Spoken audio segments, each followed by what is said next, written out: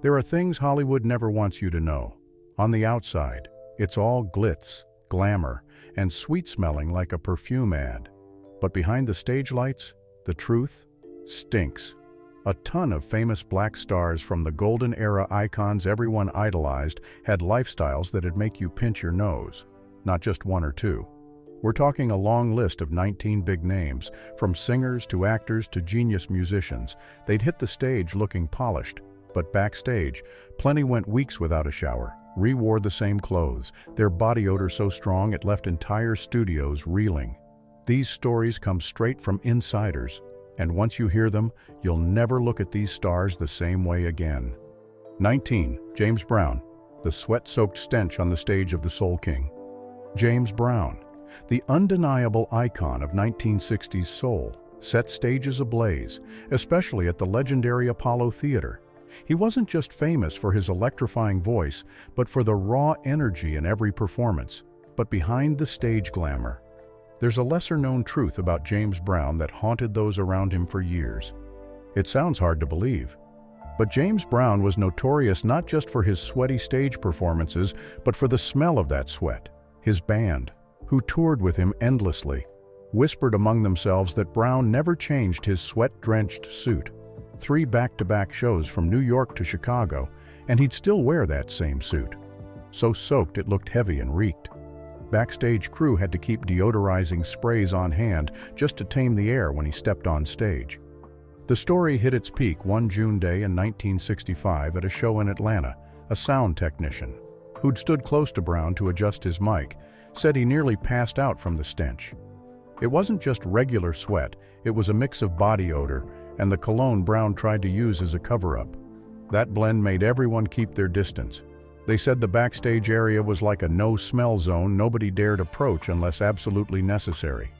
What made it worse was that James Brown didn't just ignore his soggy suit, he was proud of it. He called that pungent sweat his soul, the energy that fueled his stage fire.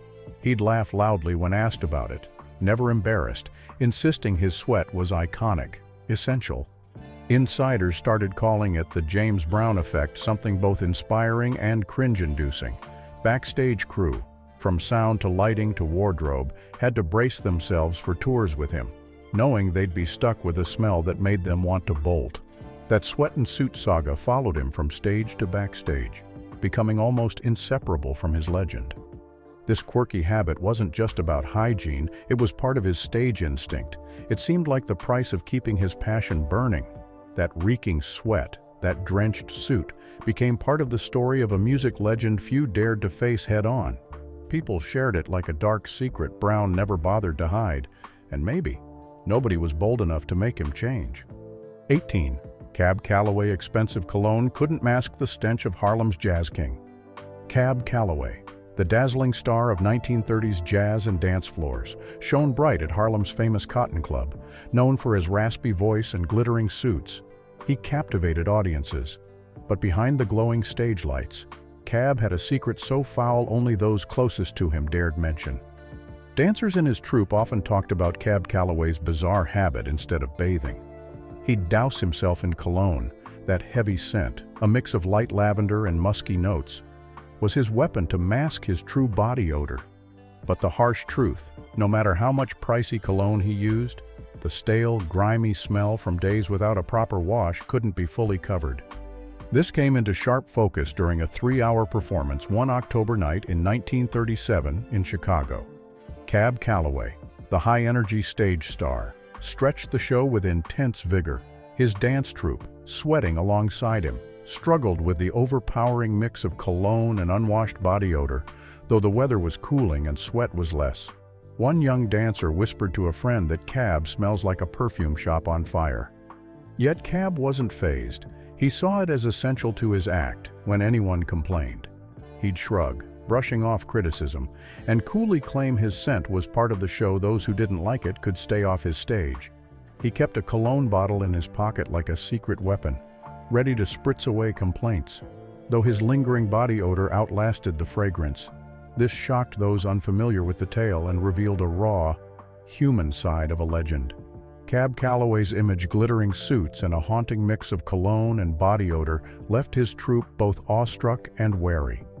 Those long performance nights tested not just their voices and moves, but their endurance of a scent only Cab could live with. They say in showbiz, scent is part of the style. But Cab Calloway's case is a classic tale of using cologne to mask reality, a quirky secret few dared to air. Yet that's what made him stand out, the unique vibe that defined Cab. 17. Bo Diddley, the honest man's smell his band had to endure. Bo Diddley, the creator of rock and roll's iconic rhythm, captivated 1950s America with relentless tours. His music was revolutionary, shaking up pop culture, and his magical guitars became legendary. But there was a heavy secret only those close to him knew. Bo's tours weren't always fresh and pleasant. His band, especially during long 1958 treks across the South, endured cramped, stuffy bus rides. What made them real wasn't the weather, it was Bo Diddley's body odor. He'd go a full week without bathing, not even a quick rinse. His reason water would mess up his rhythm. So, the mix of sweat, the acrid stench of cigarettes he smoked all day, and the leathery reek of his ever-present leather jacket created a thick atmosphere his band couldn't stand. On every trip, the bus windows were flung wide open, even in November's biting cold. Fresh air rushed in but couldn't save noses suffering from Bo's signature smell. Band members would lean toward windows, desperate for clean air, while Bo sat unfazed, acting like nothing was wrong. He'd grin, calling it the smell of blues, the honest man's vibe anyone playing with him had to accept. Bo Diddley's unforgettable scent spread beyond his circle, even to fans. Once in Memphis, a fan seeking an autograph discreetly covered their nose when standing close. Some even speculated his unique smell was the secret to his stage stamina and musical soul. Maybe it was how he left an unmistakable mark on every tour stop. Bo Diddley's week-long no-bath streak sounds grim, but it's proof of his stubborn, rebellious streak. He didn't care about perfection or trivial things like body odor. As long as he kept the raw energy of his rock alive, that honest man's smell was like a badge, both a defiance of shallow standards and a lasting personal mark. Today, Bo Diddley is remembered not just for stage-shaking rhythms, but for living unapologetically a legend as bold as he was, pungent. 16. Howlin Wolf cigarette and sweat stench that cleared interview rooms. Howlin Wolf, the blues legend with a roaring voice, moved countless hearts in the 1960s. His music didn't just shine on stage, it left a deep mark on blues history, making him an irreplaceable icon. But behind his allure was a truth nobody wanted to admit. His smell was so bad it sent people running. In 1964, during a Chicago interview, a Rolling Stone reporter had an unforgettable experience sitting close to Howlin Wolf. A storm of odors hit: cheap cigarettes, sweat from back-to-back shows, and lingering bourbon from the night before, making it nearly impossible to breathe. Every time Wolf sang or laughed heartily, the smoky stench enveloped the room, leaving the reporter coughing. Imagine the tension trying to get raw insights from this blues giant while battling a smell that made everyone wince. Howlin Wolf didn't care about his personal scent. He embraced it with confidence, seeing it as part of the blues experience. He once declared that to hear real blues, you gotta smell real blues, a bold statement of the raw, authentic vibe he brought. His worn shirt, a stage staple, wasn't random. It was a treasure, soaked in sweat and the soul of his Mississippi roots. It wasn't just a shirt, it symbolized his struggles and resilience in music. Once, at a small bar gig, Wolf's sweat and cigarette smell was so intense that front-row fans asked to move back. They couldn't handle the stifling air when he sang close, a mix of his body and heavy past thickening the space. These stories weren't rare, adding to Wolf's unique vibe, a man who lived and breathed blues, even in his scent. This doesn't diminish a legend, it deepens our understanding of the cost of authenticity in art. Howlin Wolf didn't chase perfection or societal cleanliness. He was an icon of a raw, gritty, vibrant world where emotions hit their peak. His cigarette, sweat, and bourbon smell wasn't just body odor, it was the scent of a life poured into every note. 15. Sly Stone, the genius rebel stench that kept everyone at bay. Sly Stone, frontman of the iconic funk group Sly and the Family Stone, was a symbol of explosion and freedom in 1970s music. He didn't just create world-shaking funk hits, he was known for his wild, creative lifestyle and endless late-night parties. His 1971 album There's a Riot Going On is a funk monument. But behind the glamour, Sly Stone had a secret that made those nearby sigh or steer clear. He'd go weeks without bathing, lost in songwriting and fiery parties, turning his body odor into a chemical weapon nobody could handle. In 1972, during a blazing San Francisco show, the thick sweat, cigarette smoke, and old hair oil wafting from Sly forced dancers on stage to back off a few meters. Not out of fear, but because they couldn't breathe his signature smell in the tight space. A backstage crew member once joked that Sly was like a forgotten hippie festival, a raw, funny way to describe his unique scent. But Sly didn't care. He saw it as part of his lifestyle and music. That smell, he said, was the rhythm of freedom, a vibe only true funk fans could grasp. Those who couldn't handle it just weren't touching the core of his wild, rebellious creativity. Once, a longtime producer working with Sly brought an essential oil diffuser to the studio, trying to balance the air during sessions. That alone shows Sly Stone's smell wasn't just personal, it was a real challenge for those around him. It wasn't the scent of flowers, but of long stage hours, sleepless nights with pounding bass, and the vibrant funk he embodied. Sly Stone wasn't just a musician, he was an icon of rebellion, overwhelming freedom, and carefree genius. His body odor, though off-putting, made him unforgettable, cementing the name and vibe he brought to funk music, a potent, chaotic drug that stood out like no other. 14. Muddy Waters Blues doesn't need baths, just the smell of genius. Muddy Waters, the father of Chicago blues, didn't just craft soulful melodies that moved millions in the 1950s, he lived for music. He was the raw, authentic blues icon, a timeless legend with far-reaching influence.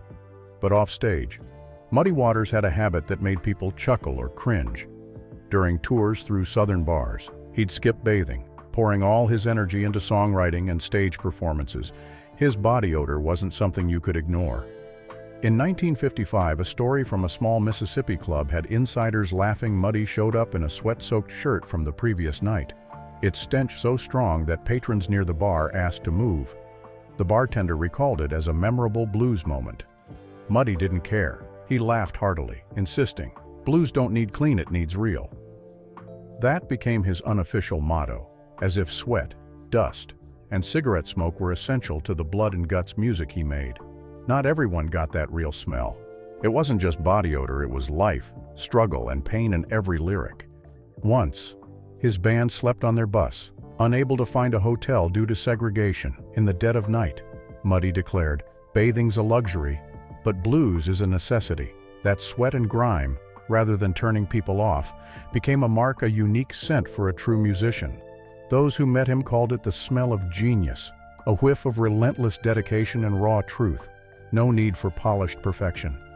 Muddy Waters' smell trailed him through Chicago blues' mournful tunes, bumpy tours, and tough times.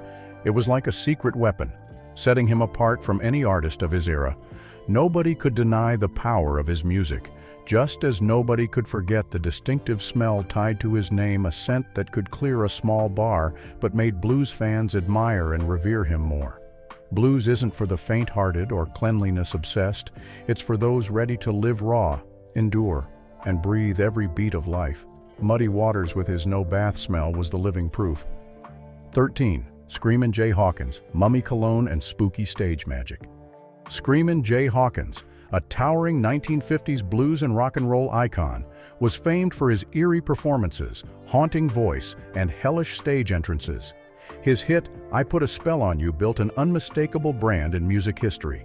But behind the dazzling stage was a secret, scarier than his act.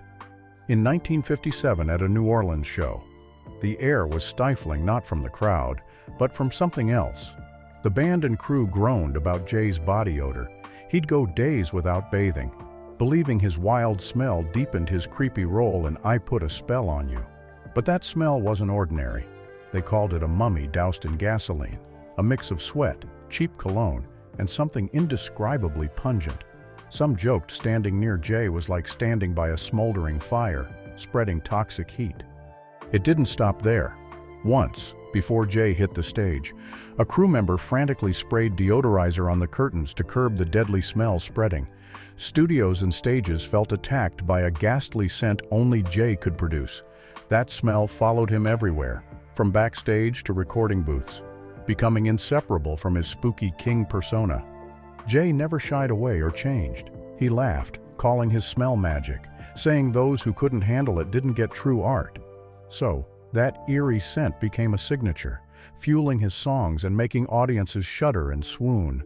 Some guessed that mummy cologne wasn't just a quirk, but a psychological tool, creating a supernatural, spooky vibe that hooked fans.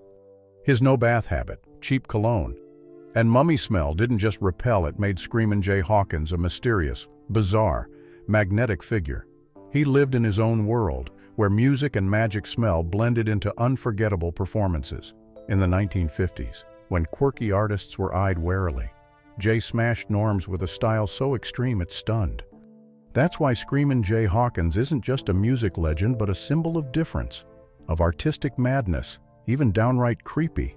His ghastly smell, though it made people wince, was a secret ingredient in his irreplaceable legend.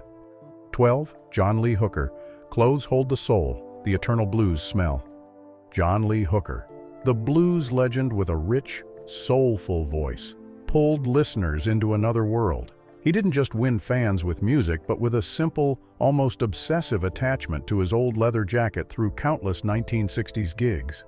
His songs were heartfelt, the breath of undying blues.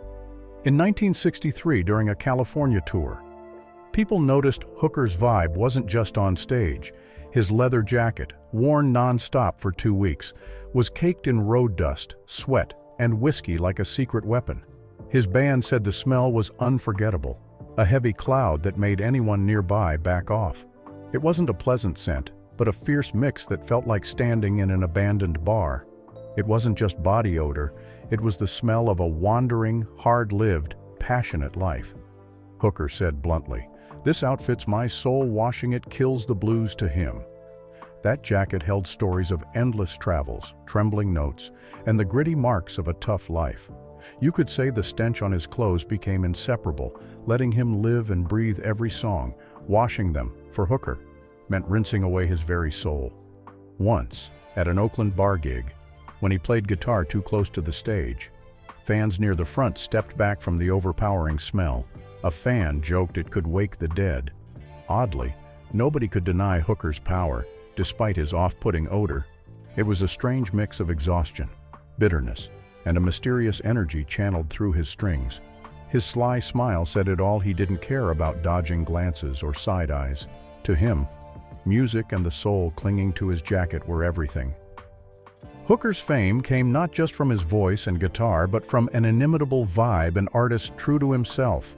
Even if that truth was smelly, rough, and a bit grim, fans don't just recall his songs, but the sense he carried a lifetime story in every stain and unforgettable scent. That's blues raw, honest, visceral, and timeless.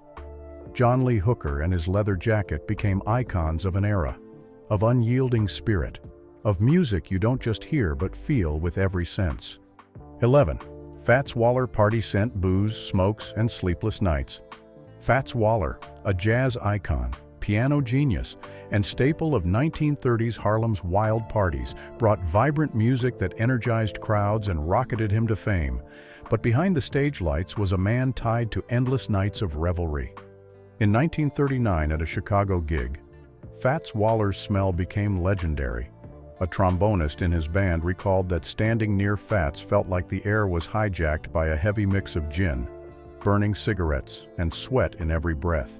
It wasn't a normal smell, it was like a mobile bar trailing him, wiping out any safe breathing space. The trombonist had to stand meters away, not because of Fats, but because of that haunting aroma. To Fats, it wasn't shameful. He saw the smell as proof of living fully. He'd say, "This smells my proof of living hard, skipping regular baths, steeped in liquor, smokes, and fierce jazz passion." Fats crafted a wild artist image, ignoring norms or cleanliness. His scent became a core part of his identity, keeping his music raw and alive. Once, when a fan at a small Harlem club complained about the spreading stench, Fats didn't get mad, he turned it into a show. He banged out an impromptu tune called "Ode to My Odor," a bold, hilarious move. The room roared with laughter, unable to fathom someone so confident they'd make their unique body odor a musical theme. That gin, cigarette, and sweat smell might have pushed people back or turned some away, but it symbolized Fats Waller's relentless, vibrant life. Nobody remembers him just for talent, but for his defiance, his difference, a man who lived like a blazing party scent to the end. His smell left a lasting mark on anyone who saw his shows. Fats Waller didn't just play music, he lived it. His odd, foul scent was part of that story, a tale of an artist whose life was one endless bash. 10. Ike Turner. The smell of addiction and dark days in the studio. Ike Turner, the genius behind the Ike and Tina Turner Revue's success, was a soul and rock legend, crafting countless hits. But behind the stage, glamour was a grim story, steeped in addiction and chaos, with a horrific smell few dared mention. In the 1970s, as drugs consumed him, Ike didn't just lose control of his life, he dragged those around him into the abyss. In 1974, at a Los Angeles studio, the air turned stifling the moment Ike walked in. Sound engineers, used to working with stars, said his smell wasn't human, it was like an abandoned chemical plant. A ghastly mix of sweat, cigarette smoke, lingering opium on his skin and clothes. His sweat-soaked outfit reeked, forcing the studio to open windows despite the winter chill. Nobody could escape the discomfort. Studio staff resorted to masks or industrial fans to clear the foul air. One producer even brought an essential oil diffuser to save the room and keep people from fainting. But Ike didn't care. He stayed glued to his guitar, lost in addiction and hours-long songwriting, boasting, "This smells the price of genius, you wouldn't get it," as if it were a badge, a weapon in his haunting music battle. Those days, Ike was like a ghost haunting studios, unwashed, oblivious to others. His body was a toxic blend of smoldering cigarettes, booze, and drug residue that wouldn't wash off. He'd stay up all night, wearing the same sweaty clothes by morning, the stench unyielding. That smell was a trace of an artist destroying himself day by day. It wasn't just sweat or smoke, it was the smell of addiction, pain, and despair.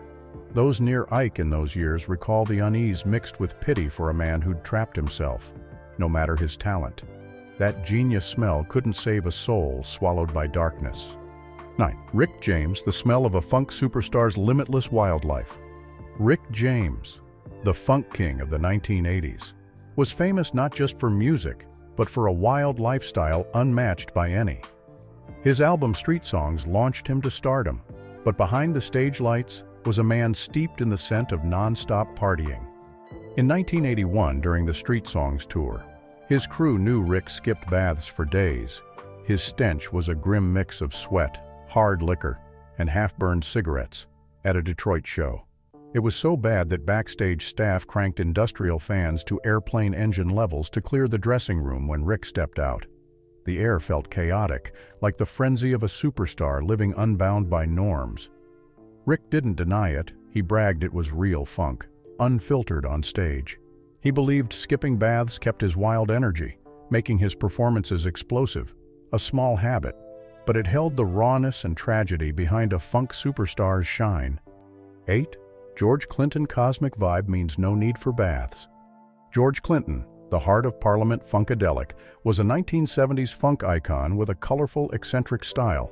Mothership Connection sent him and his band soaring, but his quirky habits left a lasting mark. In 1976, during a massive tour, Clinton went a week without bathing, believing it preserved his cosmic vibe for the music and band. His smell was a horrific blend: thick sweat, burning cigarettes, and dry shampoo, the only bath substitute he used. It was so strong the band wore masks during closed-room rehearsals. At a New York show, front-row fans mistook the odd smell for part of the act.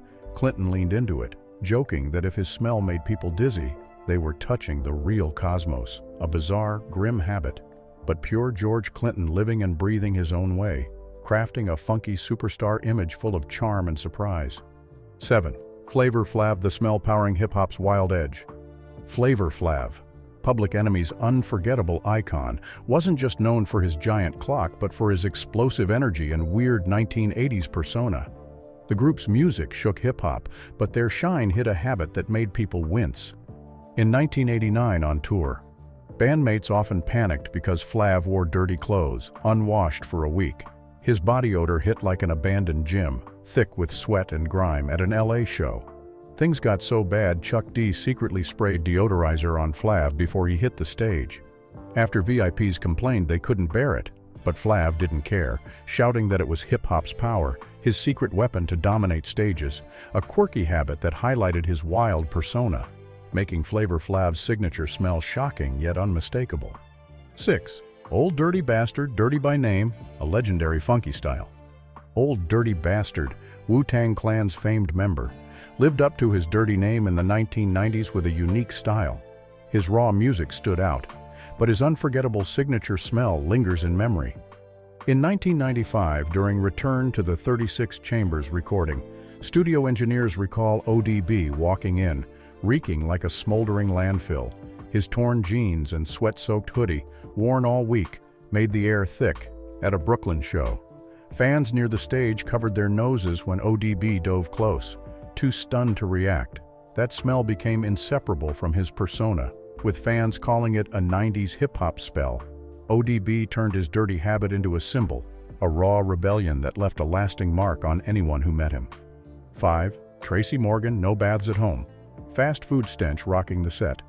Tracy Morgan, the comedy star, was known not just for talent, but for his low-bath habit at home in the 2000s.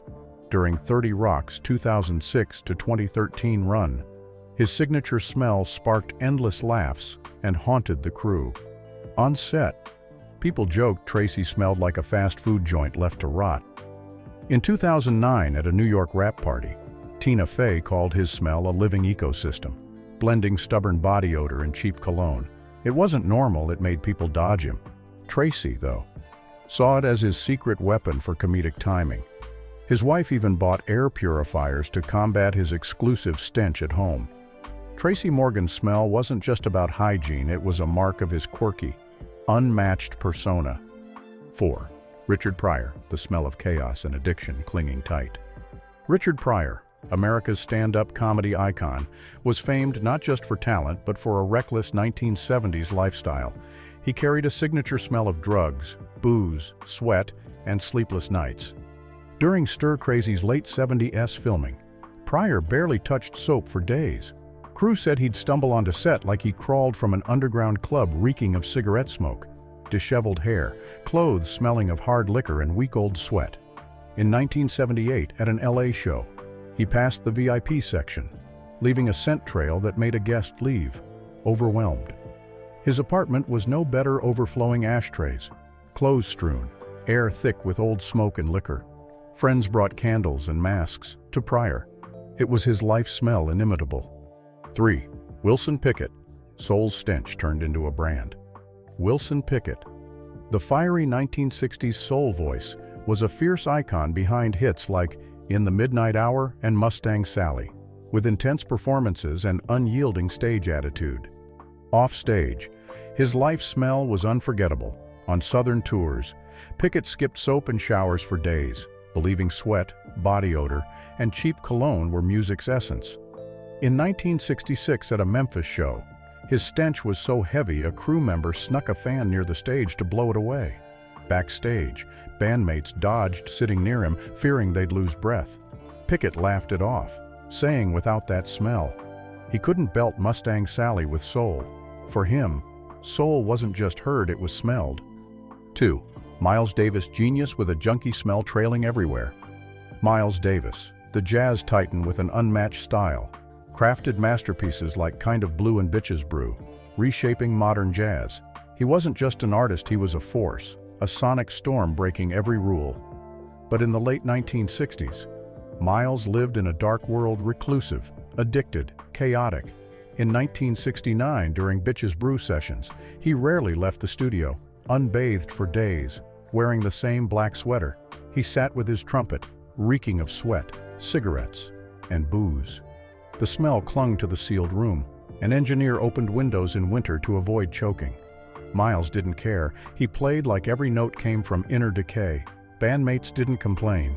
Whispering the smell was part of the music, a foul low note but vital. Maybe that stench fueled an immortal recording. 1. Tracy Chapman, the girl who brought a forest smell to the studio. Tracy Chapman, the soulful voice of Fast Car, was a 1980s folk icon of raw, simple truth. Her debut album made her a global sensation. But behind those gentle melodies was a shocking, unforgettable image. In 1988, during her debut album's recording in an LA studio, Tracy barely changed clothes for days. She showed up daily in a faded gray sweater. No makeup, messy hair, no perfume, no deodorant. The studio sank into a smell of body odor, old fabric, and dampness, like an empty woodland cabin. Air purifiers ran at full blast. An engineer opened windows to avoid suffocating. Tracy stayed silent, focused on recording, ignoring curious looks. She cared only for music. The world could judge, but she wouldn't change. They called her dirty. She became an icon, a true artist living for sound, not to please the crowd. See, behind the glamour are stories nobody dares tell. The stars you admired, the ones you saw as perfect. They sometimes left people gasping from their stench.